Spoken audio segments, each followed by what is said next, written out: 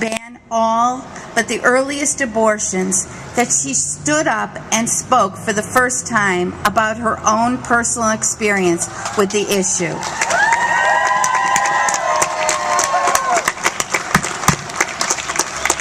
House Bill 69, known as the Heartbeat Bill, would ban abortions in Ohio as soon as the fetal heartbeat could be detected by doctors, in some cases as early as 6 weeks.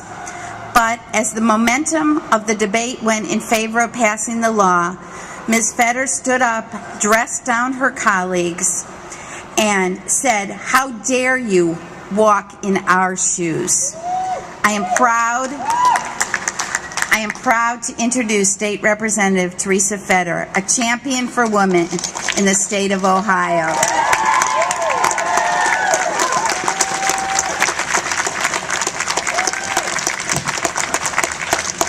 Welcome to Don't Step on Our Rights.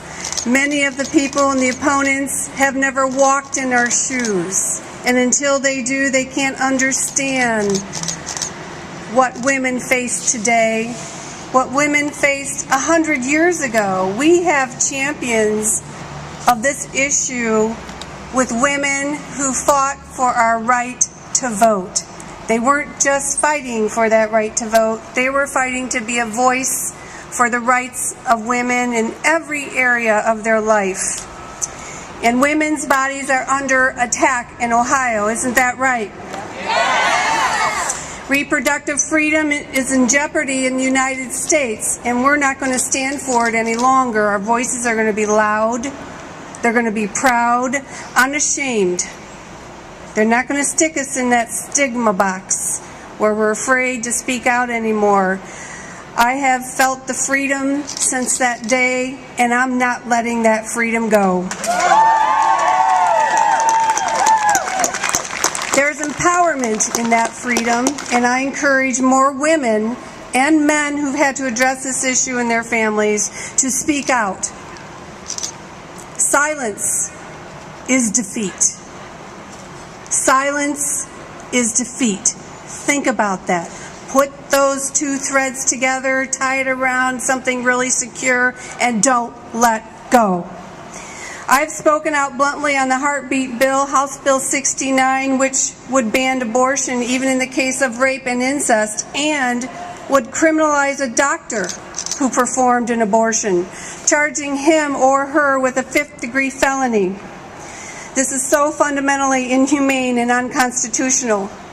Women in politics should not have to compromise their privacy to speak with ultimate authority on this issue. Just being a childbearer should be good enough. I believe in what Joycelyn Elders, the first woman Surgeon General of the United States, stated. If you can't control your reproduction, you can't control your life. And that's exactly what happened to me. And I want that right, I want that freedom to be mine. It is nobody's business, especially government, to be intrusive on my freedom and right to choose. While abortion is an agonizing issue, most Americans feel that abortion is a private decision, and federal laws uphold this. Aren't you grateful for that? And it took many years, many fights, the women who fought for us for our right to vote, many of the women back in the Revolution. I'm sure if they were presented with this situation, they would have been right along with us. Our laws enshrine a right to privacy, and we're going to be sure that this generation of women and men and Americans uphold that right, and it's never changed.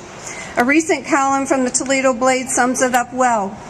Women, couples, and families have rights to privacy.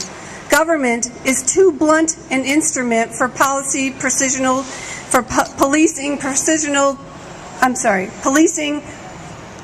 decisions about life, death, morality, and belief. In fact, the Pilgrims came over here to be free from religion. Let's not let our colleagues forget that. Government has no business telling families when to end pregnancies caused by rape, or for that matter, when to discontinue life support for the dying. Yes, I want to live in a life-affirming society, but that includes life for the crack baby after he or she is born, and life for the teenage girl who has been destroyed by her trafficker. I have fought 10 years because I imagined, after what happened to me, happening to them, being sold for sex, being sold to be raped. How much more awful is that in our society? And the police and society looked the other way, and we call it prostitution, and it's always the woman's fault for the man's crime. You can clap on that.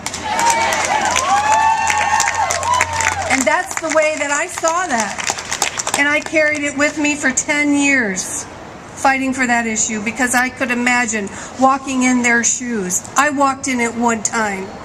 They walk in it every single day when they are trafficked and sold to be raped and against their will. Yes, there is an agreement that I think we all share with Bill Clinton. In a good society, abortion should be legal, safe, and rare. And that's what we want to keep this, because we already have that right. We know if we lose that right, it will no longer be safe. And we can't allow those women to die in the alleys with a coat hanger. But like the end-of-life decisions, abortion decisions should be a private decision. And I wonder which male legislator voting in favor of any law to take away our right, in theory, would in real life and time take his own daughter's freedom of choice from her if she were raped. An agonizing choice, to be sure, but a choice. And we're not going to forget that. And we're going to be loud and proud to say choice is a good thing. And we're going to fight for that.